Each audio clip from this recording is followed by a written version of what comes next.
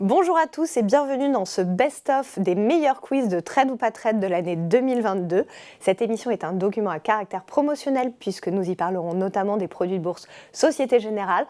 À vos marques pour retrouver vos experts préférés autour de nos questions. Le quiz sur les introductions en bourse, tant attendu. Léa Gézéquel, je vous en prie, rappelez à nos invités les règles parce qu'ils sont un peu dissipés généralement.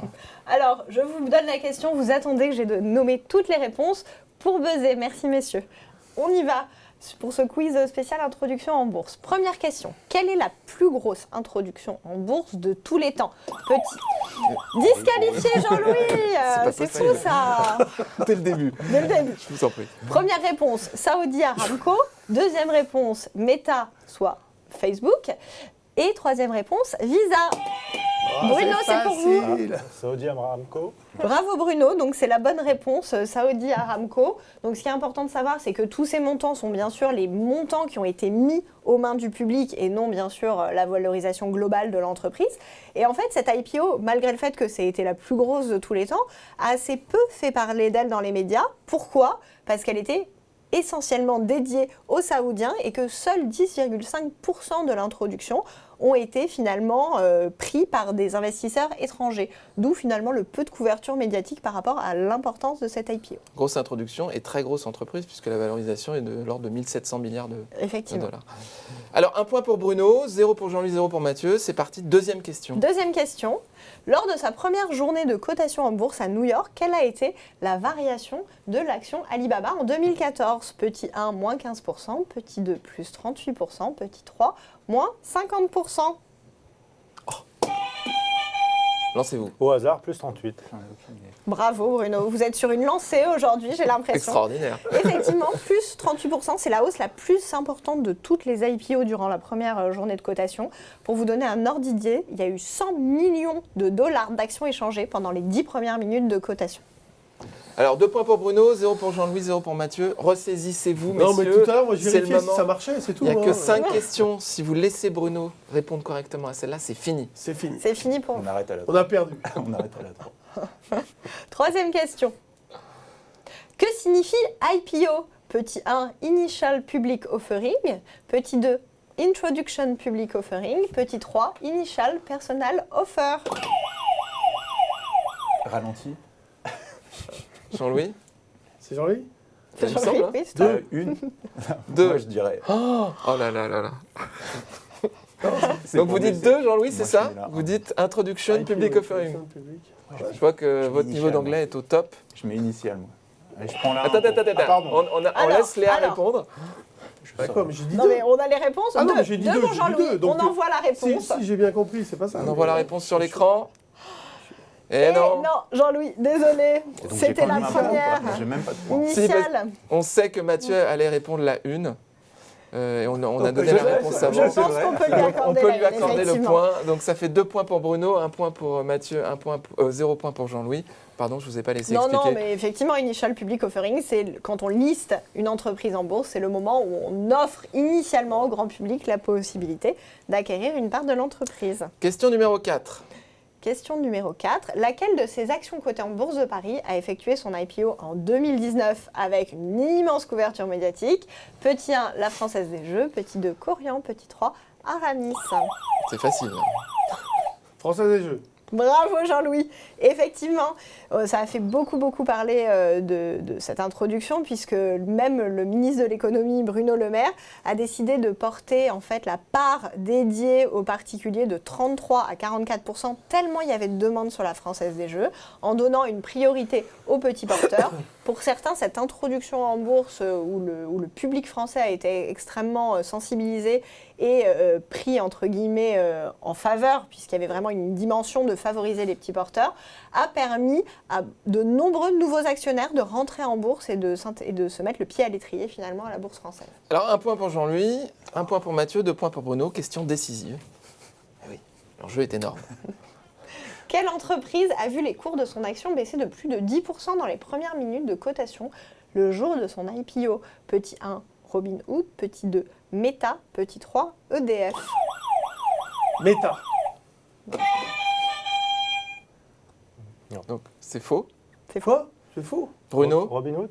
C'est bien Bruno. Ah, Décidément, les IPO n'ont pas de secret pour vous. C'est pas Facebook qui a baissé Effectivement. Alors non, il y a eu quelques petits bugs sur Facebook, je vous l'accorde aussi, puisque en fait Facebook a été en retard de 30 minutes pour sa première cotation. Et ensuite, il y a eu beaucoup de problèmes techniques sur le Nasdaq qui ont fait que les ordres n'étaient pas pris en compte, mais il n'y a pas eu de baisse de cet ordre-là sur Facebook. C'est donc Robinhood la bonne réponse. Bravo Il Bruno. faut que Jean-Louis accepte la défaite. Réclamation. Non, mais je pensais que L'accepter Facebook, maintenant. mais elle a baissé après. Alors peut-être oui. Alors c'est Pas le peut-être ça. premier jour. Pas le Très premier bien. jour. D'accord. Donc victoire de Bruno, 3 points, merci, bravo. Hein, c'est toutes nos félicitations pour ce quiz gagné. Bruno, éclatante victoire. Jean-Louis, deuxième place. Ouais, Ex c'est aequo parfait, avec c'est Mathieu. Merci messieurs. Je regarde jamais les introductions, donc c'est bien. Oui, c'est vrai, vous nous l'avez rappelé la dernière fois. Merci beaucoup pour cette émission et rendez-vous la prochaine fois. La rubrique quiz, c'est maintenant avec Léa Giséquel qui va nous faire un quiz sur, attention, l'histoire de la bourse. Votre culture générale est à l'épreuve. Allez-y Léa. Attention, heureusement, vous n'êtes pas des perdreaux de l'année en bourse, donc normalement, vous devriez vous en sortir, messieurs. Alors, première question. Ça va, je suis à côté de Jean-Louis. On commence. Pas très rapide. C'est pour vous Jean-Louis, hein, ce Ouais, mais je suis pas questionnaire. rapide, moi. Selon vous, alors je rappelle les règles, hein. Personne ne buzz avant que j'ai fini de dénoncer. J'étais pas Selon dit. vous, d'où vient le mot bourse? Première réponse, des Vanderbörsen, nom d'une famille de banquiers belges au XIVe siècle. Deuxième réponse, du palais Brongniart, aussi appelé palais de la bourse. Ou troisième possibilité, de la bourse étudiante mise en place au XIXe siècle aux États-Unis. Franck. Allez, Franck. Bah ouais, ce que j'aurais dit par élimination. Alors effectivement, c'est bien ça. Donc les Vanderbörsen, pour la petite histoire, c'était des aubergistes à Bruges. Sauf qu'ils ont eu la bonne idée d'être placés sur une place qui s'appelait la Terbeurs, où finalement ça s'est trouvé être un lieu de passage pour les commerçants, pour les courtiers. Et au fur et à mesure d'avoir des clients dans leur auberge qui étaient intéressés par faire des affaires, et ben ils se sont transformés, en plus d'être hôteliers, en courtiers. Et c'est comme ça qu'est née la bourse. Ah oui, Un point pour Franck, pouvait 0 pas être- pour Jean-Louis et Marc. c'est bien, c'est bien. ça La pouvait pas être deux motivation. et trois, ça, c'est- Deuxième question. Deuxième question. Allons-y. Quelle a été la première entreprise listée en bourse? Petit 1, LVMH, petit 2, Dutch East India ou petit 3, Porsche? Marc, c'est Marc. à vous. Je vais partir sur Dutch East India. Oui, dit effectivement, tout à fait. Petite faute Petite d'orthographe. faute d'orthographe, il y a une C'est coquille, plus une effectivement. coquille, hein, une faute de, Tout à fait. de frappe. hein, une faute de À la frappe. fin, Une c'est faute de une frappe. faute. Oui. Vous Bon, ça fait avez 2 points raison, pour Franck, Franck. et c'est bien de le remarquer, nous visons tous l'excellence. On va pas écoute, C'est pas la bonne on réponse. écoute Léa, on écoute Léa. C'est la réponse Donc, 4. cette entreprise a été la première à être introduite en bourse en 1602. C'est une compagnie de commerce néerlandaise. Et pourquoi ils ont eu l'idée comme ça de faire appel aux fonds publics pour se financer? Parce que leur business était basé sur des voyages longs, coûteux, dont la météo faisait que ça allait être un succès ou non. Et du coup, ils avaient du mal à se financer au travers de canaux classiques. Oui, ils ne voulaient pas prendre le risque eux-mêmes. Voilà, et donc ils ont fait appel au marché. Et c'est comme ça que la bourse a commencé à faire son chemin. Un point pour Marc, un point pour Franck, 0 pour Jean-Louis, on se réveille. Question numéro Se 3. réveille Jean-Louis, question numéro 3. Quel indice boursier est le plus ancien? Le S&P 500? Non. Non, vous n'aurez pas le droit de répondre. Disqualifié. Le Hang Seng ou le Dow Jones? C'est Franck, c'est Franck. Franck, Le Dow Jones. Tout à fait. C'est effectivement le Dow Jones qui a été Je suis créé, irrattrapable normalement. Non 2 points. qui a été Égalité créé en possible. 1896 par deux personnes, Charles Dow, rédacteur en chef d'une agence de presse financière, et par le statisticien ami Edward Jones. Voilà d'où vient notre Dow Jones. 2 points pour iconique. Franck, 1 point pour Marc, 1 Charles. point pour Ah, Jean-Louis. Marc a une autre Charles Dow, anecdote. qui est également le fameux titulaire de la théorie de Dow qu'on utilise énormément, nous, en termes d'analyse technique. Voilà, Et voilà. Très c'est pour compléter. intéressant. Quatrième question. Pardon. Allez Jean-Louis, il n'est pas Jean-Louis, trop pardon. tard. Tu as dit un point, j'ai 0. Ouais, 0 zéro. point, pardon, Ouais. j'ai voulu Ouais. vous en donner un, je suis navré. 0. Non, mais il n'est prie pas de trop tard, m'excuser. on n'en est Tu qu'à es la dernier. quatrième question. Quelle est la plus ancienne place boursière au monde? Le Amsterdam Stock Exchange, le New York Stock Exchange ou le Paris Stock Exchange? Marc, c'est à vous. Je dirais le Amsterdam Stock Exchange. Tout à fait, bravo Marc, Ah, effectivement. C'était dans On la était première à question. Bruges tout à l'heure, effectivement. On était avec une société hollandaise tout à l'heure aussi. Et hein, voilà, donc sur les Néerlandais étaient assez précurseurs. Encore eux. Encore eux. Jusqu'à la tulipe. Voilà, Très tout à fait. On a intéressant. beaucoup effectivement d'éléments historiques de la bourse qui trouvent leur origine Marché en optionnel, Hollande. marché boursier. C'était un port. Marchand. Tout à fait. C'est un port important. Donc, Voilà. des échanges. Beaucoup de commerce. Exactement. 2 points pour Marc, Donc 0 pour 2-2. Jean-Louis et 2 pour Franck. Dernière question pour départager. Franck ou Marc, Jean-Louis, c'est fichu. En septembre 2000, Euronext est né de la fusion entre quelles places boursières, New York, Pékin et Hong Kong, Paris, Milan et Londres, ou Paris, Amsterdam et Bruxelles? Jean-Louis! Laissez-la, Jean-Louis! Magnanime, Franck et Marc ont laissé Jean-Louis répondre. Non, mais j'ai guetté la fin de la... Moi, j'attendais la fin de la parole. Ne te trompe pas. Ah, Jean-Louis est trop là, alors, j'hésite discipliné. énormément. La réponse 1. Bravo Jean-Louis. Effectivement, en 2000, c'est la première Je suis bourse content, intégrée pan-européenne qui, un an après son lancement, a été introduite en bourse. Et Voilà, encore Amsterdam. Voilà, encore. co-gagnants, Marc et Franck, bravo messieurs. Vous serez réinvités, hein, parce que vous avez gagné. Jean-Louis aussi, parce qu'on est sympa. Merci à vous tous pour cette émission. Rendez-vous Merci. sur notre chaîne YouTube, sur notre chaîne Twitter et sur notre chaîne LinkedIn SG Bourse pour la rediffusion de cette émission. Et à bientôt.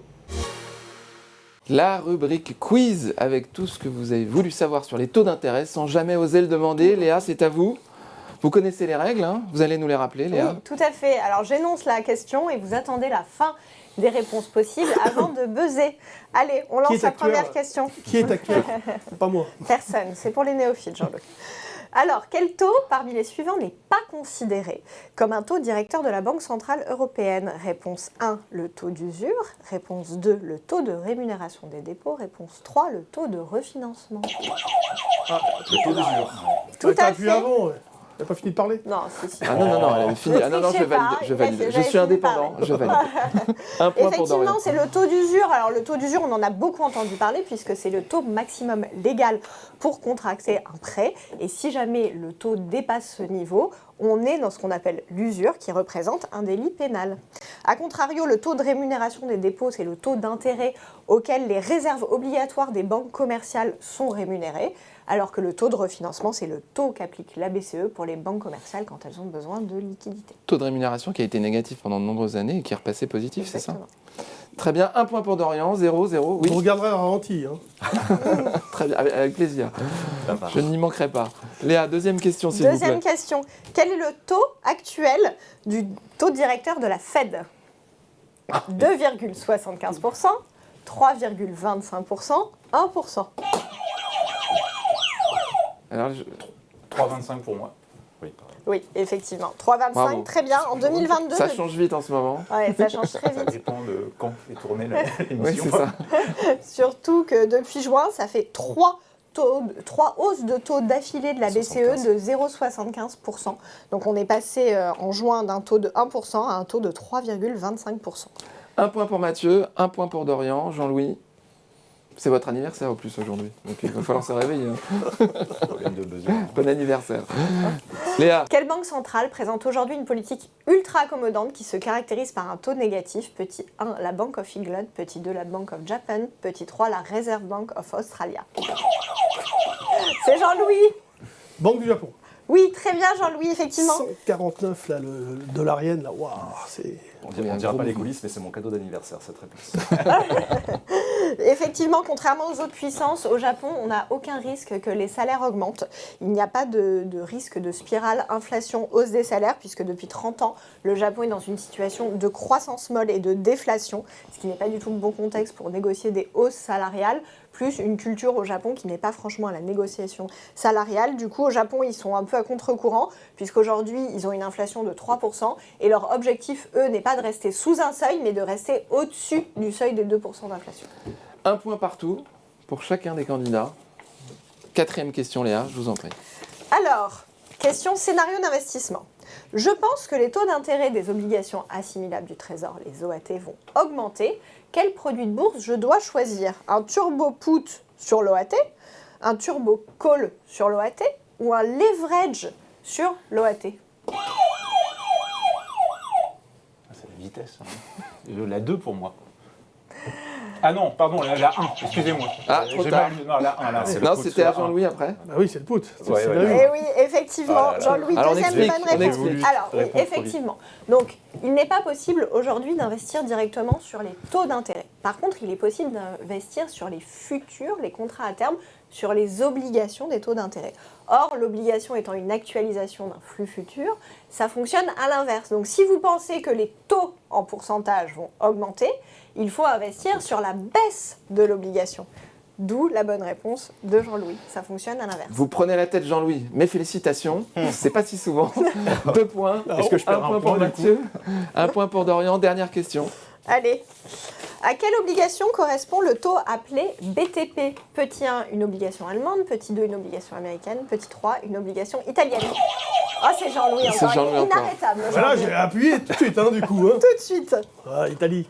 Et oui, ce sont les buoni del tesoro poliannuali. C'est l'obligation nationale italienne, alors que le Bund, ce sont bien sûr les obligations allemandes, et les T-notes, les obligations américaines.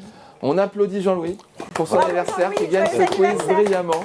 Et merci à vous d'avoir été là et à la prochaine fois. Merci infiniment. Rubrique quiz avec un qui suis-je cette semaine. Léa, il faut rappeler les règles parce qu'ils sont un peu indisciplinés aujourd'hui, j'ai l'impression. Alors, je rappelle la S'il vous règle. plaît. Voilà, ça, on ne fait pas. Donc, je vous donne la question et je cite les 3 réponses possibles. On attend la fin de l'énoncé des 3 réponses possibles avant de buzzer sous peine de disqualification imminente. Sur la question. Alors, On vous demandera qui pas de suis-je ? sortir de la pièce. Première question. Je viens de racheter une entreprise. Dans la foulée, j'ai décidé de licencier le PDG ainsi que le directeur financier et la directrice des affaires juridiques. Je suis réponse 1, Bernard Arnault. Réponse 2, Elon Musk. Réponse 3, Vincent Bolloré. C'est Bruno. Elon Musk. Exactement, effectivement, il fallait vraiment être en vacances sans Wi-Fi pour avoir loupé cette information. Elon Musk, qui a racheté pour 44 milliards de dollars Twitter, on le rappelle, vient de licencier effectivement massivement ses effectifs, puisque à peu près la moitié des employés de Twitter auraient reçu un email de licenciement selon la rumeur. Et effectivement, des postes hautement placés dans le réseau social ont effectivement été refaits. 1 point pour Bruno. Trop facile. C'était. Attention Jean-Louis, Attention, soyez ça se pas trop complique. confiant. Non, mais le passé. Question 2. Je suis un homme politique. J'ai travaillé dans le passé dans une banque d'investissement et ma fortune personnelle équivaut à 2 fois celle du roi d'Angleterre. Je suis réponse 1. Pardon. Hop, out, Marc. Ouais, oui, Réponse c'est vrai. 1, Mario Draghi. Réponse 2, Rishi Sunak. Réponse 3, Emmanuel Macron. Ah, c'est Jean-Louis. Je sais pas, moi j'essaye de faire par élimination 2.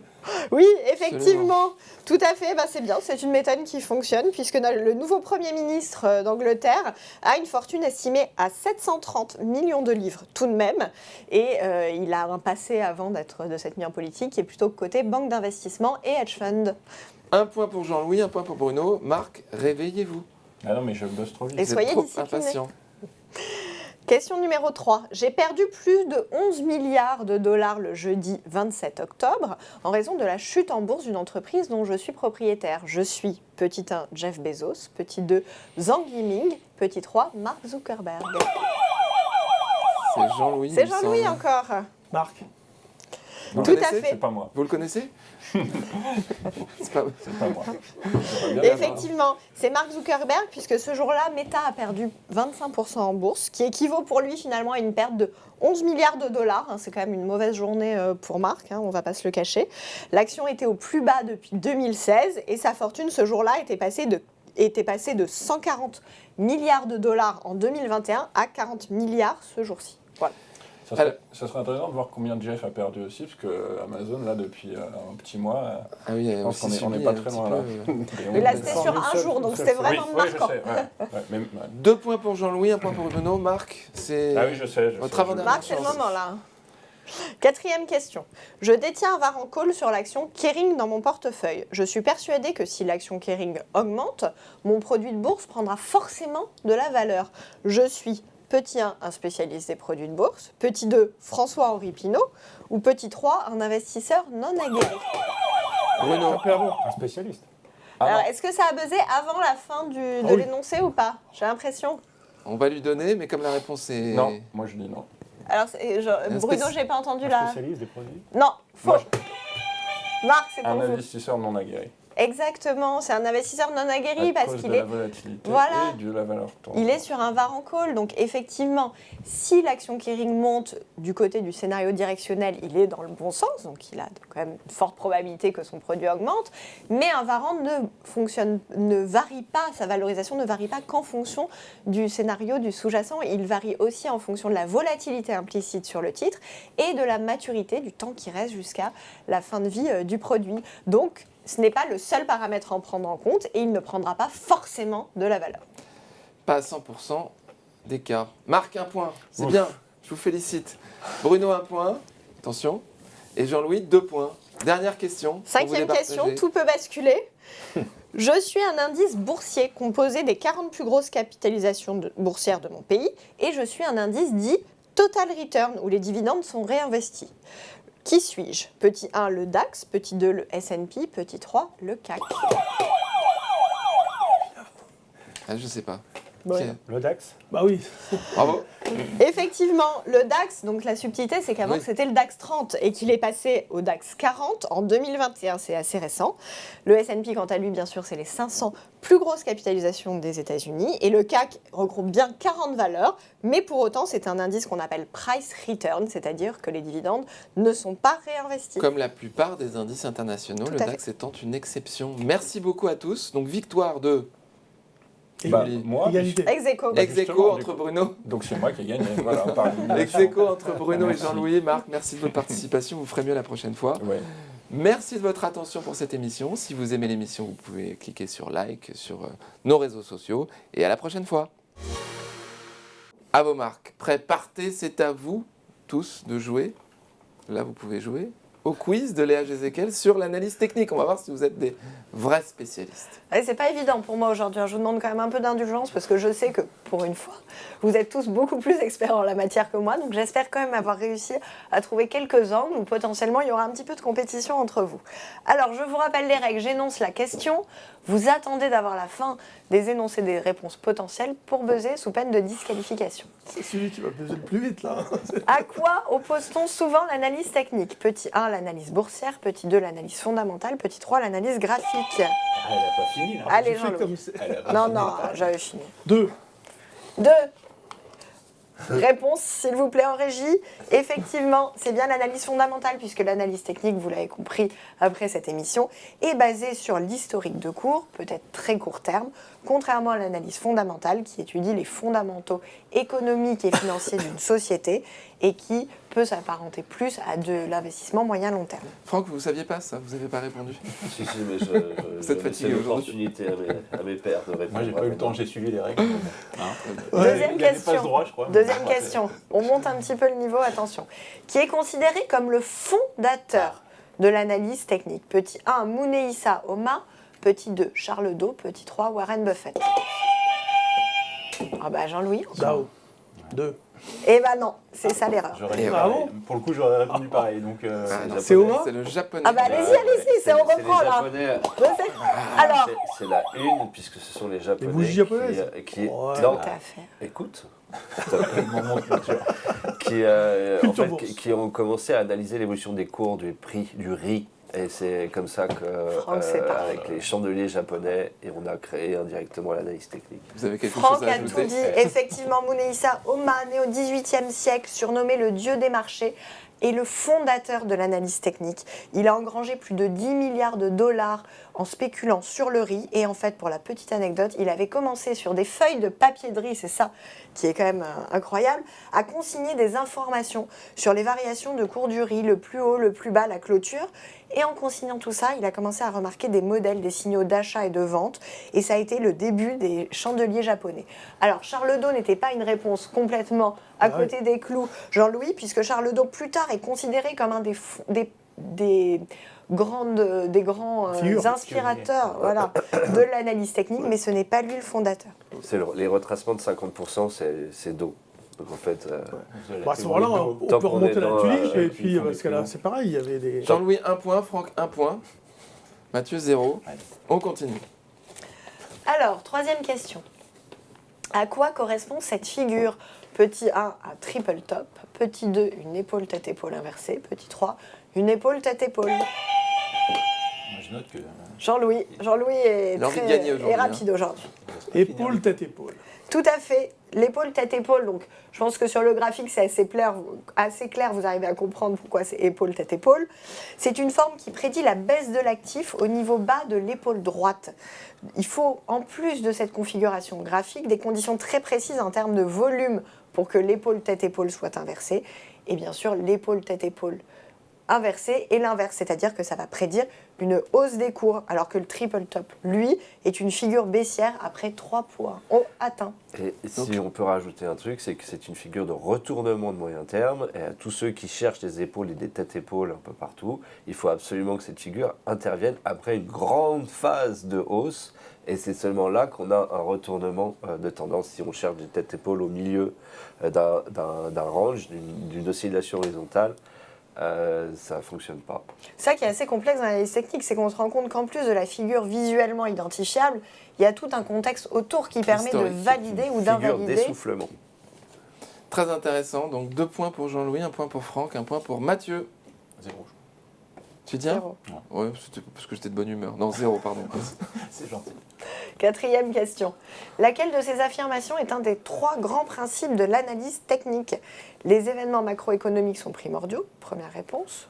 2e réponse, les actifs évoluent toujours en tendance. 3e réponse, l'histoire ne se répète jamais. 2. Tout à fait, Jean-Louis. Inarrêtable aujourd'hui, c'est terrible. Quel talent. Effectivement, il y a Compliqué. 3 grands principes en analyse technique, corrigez-moi si je me trompe.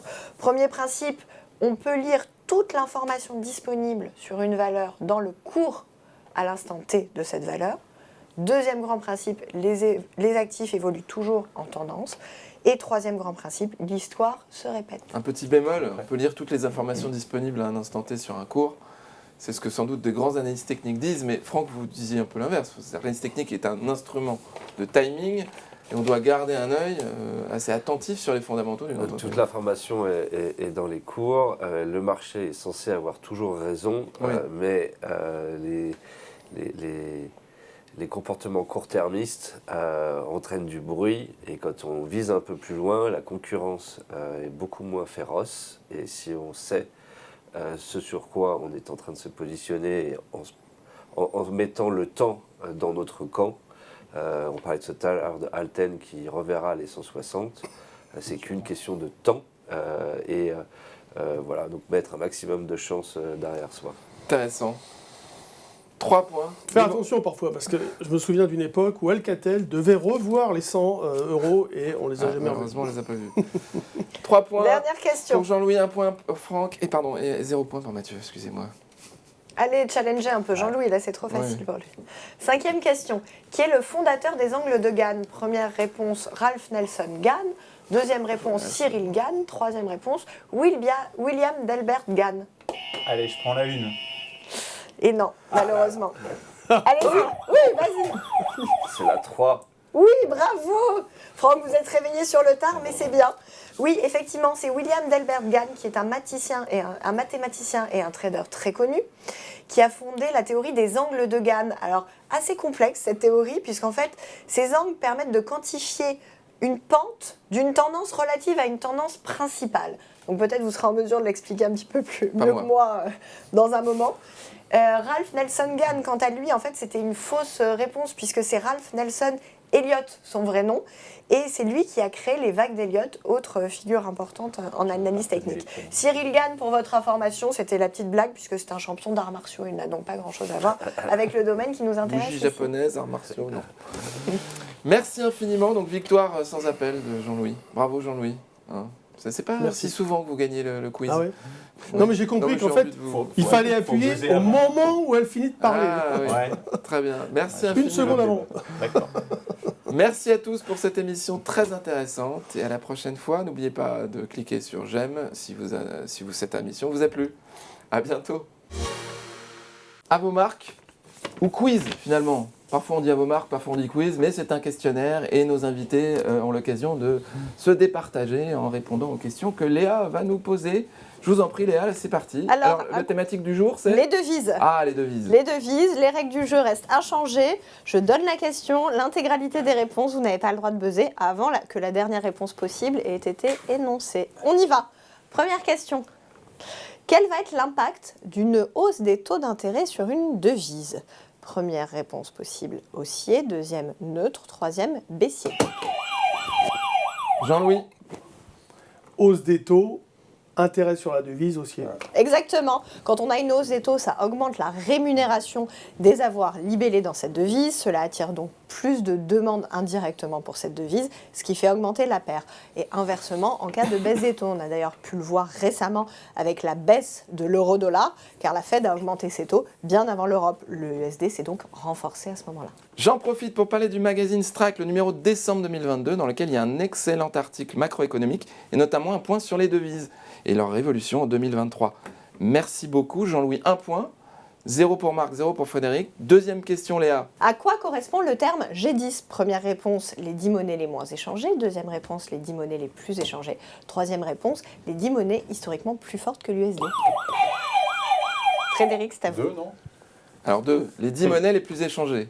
Attention, effectivement, Frédéric, vous avez la bonne réponse. Ce sont les 10 monnaies les plus échangées. Alors parfois, on dit aussi le G11 quand on rajoute la couronne danoise à ces 10 monnaies. Donc, je vais Ce qui vous n'a les rien citer. à voir avec le G7, le G20, Rien à absolument voir. rien à voir. Non, Merci rien de à cette voir. intervention. Donc, les 10 monnaies les plus échangées. Alors, les 5 premières, on peut tous les trouver assez facilement. On a l'USD, l'euro, le GBP, le JPY, donc la monnaie japonaise, et le CHF en Suisse.